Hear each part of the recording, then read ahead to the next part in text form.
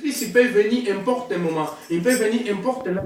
Il peut venir dans le moment que nous sommes distraits.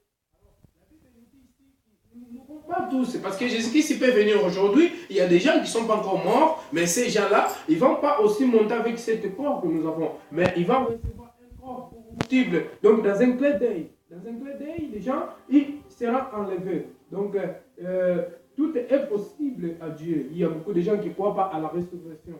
Ils ne croient pas à ça, mais la résurrection existe. Si vous lisez dans ce livre, dans le premier Corinthiens, donc à partir de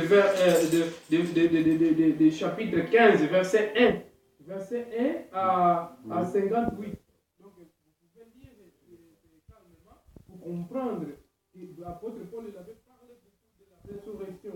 Donc, Jésus-Christ est la résurrection. La Bible dit que Jésus-Christ est la résurrection parce que Jésus, il a vaincu la mort. Alors, 52, il dit.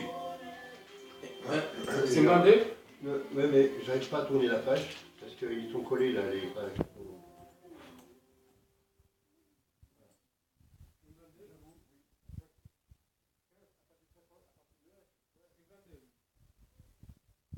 « 52 » Oui, verset 52. D'accord.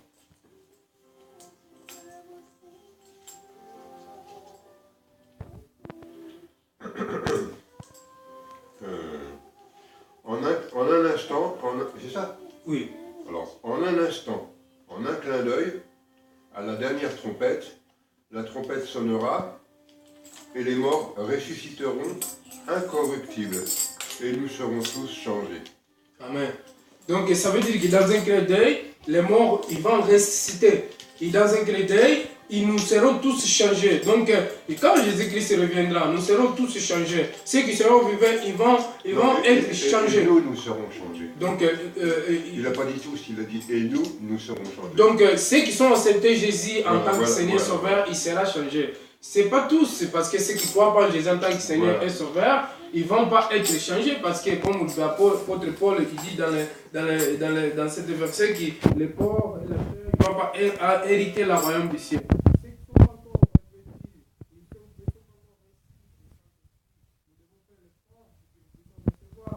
C'est à travers le Saint-Esprit aussi que nous serons enlevés. C'est à travers le pouvoir que Dieu nous a donné qu'on sera enlevés dans les nuages pour aller à la rencontre du Seigneur Jésus-Christ. Dieu est l'amour, Dieu nous aime. Même ceux qui ne croient pas qu'il y a la résurrection, qui ignorent, parce que ici, les gens ignorent qu'il n'y en a pas de résurrection. Mais la résurrection existe. La résurrection, c'est Jésus-Christ lui-même. Dieu, il a le pouvoir. Dieu, il a ressuscité Jésus dans le monde du mort. C'est le même Dieu aussi qui va ressusciter ceux qui croient en Jésus-Christ en tant que Seigneur et Sauveur. Jésus-Christ viendra, la trompette sonnera. Et là, ce jour-là, les morts vont ressusciter. Et ceux qui croient en Jésus en tant que Seigneur et Sauveur, ils vont aller dans le nuage pour rencontrer le Seigneur Jésus-Christ. Et ce jour-là, nous serons dans la joie. La Bible nous parle dans l'Apocalypse 21 qui Dieu. Il va créer un nouvel ciel, une nouvelle terre où il va habiter la vérité et où il va habiter le peuple de Dieu avec Dieu lui-même. Là, il n'y aura plus de souffrance, il n'y aura plus les angoisses, il n'y aura plus les maladies, il n'y aura plus les choses mauvaises. Là, nous vivrons toujours avec Dieu dans la joie pour l'éternité, pour l'éternité. Amen. Donc Dieu nous aime, Dieu veut seulement que nous puissions recevoir Jésus en tant que Seigneur Sauveur, nous puissions se préparer pour la venue de Jésus-Christ, pour que nous puissions hériter le royaume des cieux. Personne ne te trompe que quand quelqu'un meurt, cette personne, il est fini sa vie. Non. Sa vie matérielle, il est fini, mais sa vie spirituelle, il n'est pas encore fini. Parce que nous tous aussi, on va passer dans le tribunal de Dieu. Chaque personne, il sera jugée. Ce que nous avons fait dans ce monde, dans le bien et du mal. Donc, chaque personne va passer dans le tribunal de Dieu pour que cette personne puisse aller rendre compte de ce qu'il avait fait dans ce monde. Alors, c'est pour la raison pour laquelle si nous marchons selon Jésus-Christ, on aura la vie éternelle. Mais si nous ne marchons pas selon Jésus, si nous n'acceptons pas que Jésus-Christ il est mort pour nous, pour que nous puissions avoir la vie éternelle, alors on n'aura pas la vie éternelle. Jésus-Christ il est venu jusqu'à pour que nous puissions recevoir la vie éternelle, pour que nous puissions hériter le royaume du ciel. Jésus est la vie éternelle. Il est le chemin, la vie est. Il est le chemin, la vie et la vérité. Alors nous allons voir aussi dans le 53, qu'est-ce qu'il dit? dans le même chapitre 53. 53, Oui. oui. Car il faut que ce corps corruptible revête l'incorruptibilité et que ce corps mortel revête l'immortalité. Donc, en effet, ce qui est périssable, le corps mort, il doit.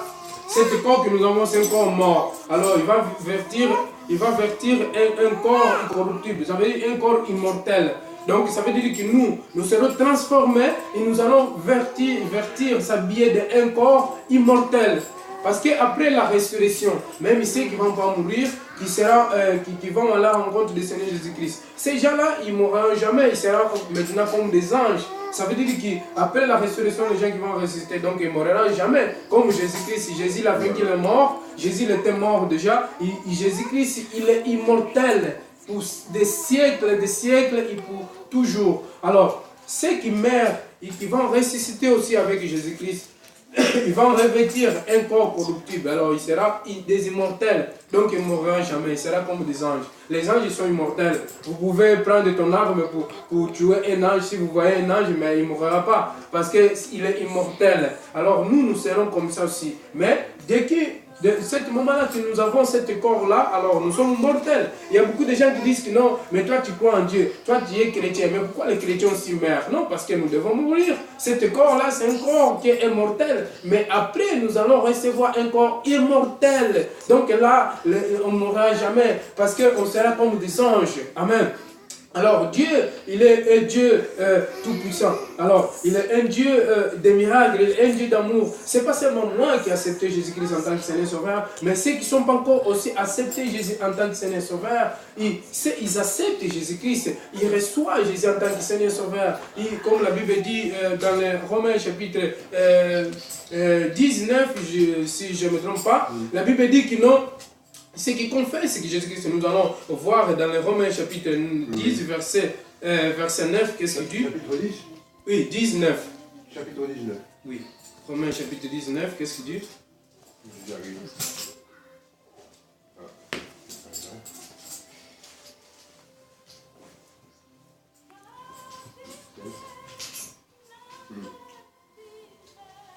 Je comprends pas. Romains chapitre 10, verset 9. Chapitre 10, verset 9. D'accord. Romains chapitre 10, verset 9. Alors.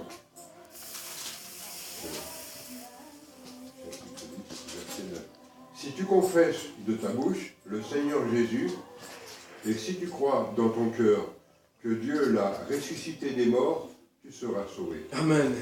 Gloire à Dieu. Dans les Romains chapitre 10, verset 9, la Bible dit, je vais lire ici dans ma Bible, dans ma traduction, il dit, si de ta bouche tu affirmes devant tout que Jésus est le Seigneur, et si tu crois de tout ton cœur que Dieu l'a ramené entre les morts, tu seras sauvé. Amen.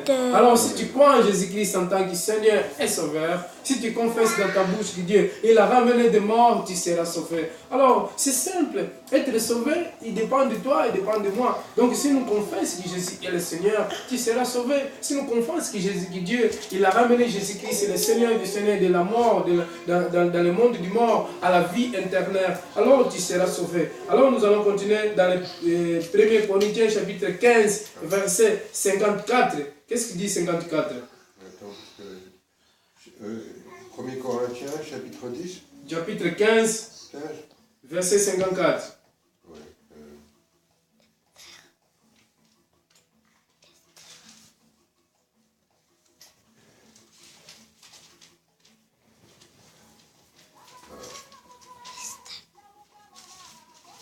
Alors moi je vais lire après. c'est bon, c'est bon. Lorsque ce corps corruptible aura revêtu l'incorruptibilité, Oui.